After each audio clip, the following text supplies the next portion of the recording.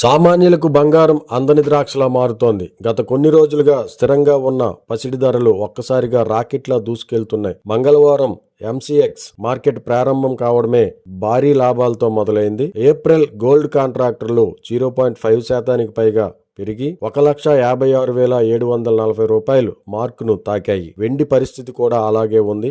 ఏకంగా 1% లాభపడి కిలో వెండి ధర 2,59,569 వద్ద ట్రేడ్ అవుతోంది. బంగారం ధరలు ఈ స్థాయిలో పెరగడానికి ప్రధానంగా 3 అంతర్జాతీయ కారణాలు కనిపిస్తున్నాయి. పశ్చిమాసియాలో అమెరికా, ఇరాన్ మధ్య కొనసాగుతున్న భీకర యుద్ధం ప్రపంచ మార్కెట్లను కుదిపేస్తోంది. యుద్ధం ఎప్పుడు ముగుస్తుందో తెలియని అనిశ్చితి నెలకొనడంతో మదుపర్లు స్టాక్ మార్కెట్ల నుంచి పెట్టుబడులను ఉపసంహరించుకొని బంగారంలో పెడుతున్నారు. అంతర్జాతీయ కరెన్సీ మార్కెట్లో అమెరికా డాలర్ విలువ క్షీణించింది. డాలర్ బలహీనపడితే సహజంగానే బంగారం ధరలకు రెక్కలు వస్తాయి. ఇతర దేశాల కరెన్సీలతో పోల్చినప్పుడు బంగారం కొనుగోలు మరింత ఆకర్షణీయంగా మారడంతో డిమాండ్ పెరిగింది. అమెరికా ఫెడరల్ రిజర్వ్ ఈ వారం నిర్వహించనున్న కీలక సమావేశంపై మార్కెట్ వర్గాలు ఆసక్తిగా ఎదురుచూస్తున్నాయి. వడ్డీ రేట్ల పెంపు లేదా తగ్గింపుపై ఫెడ్ ఇచ్చే సంకేతాలు బంగారం ధరలను మరింత ప్రభావితం చేయనున్నాయి. ప్రస్తుతానికి అంతర్జాతీయ మార్కెట్లో స్పాట్ గోల్డ్ ధర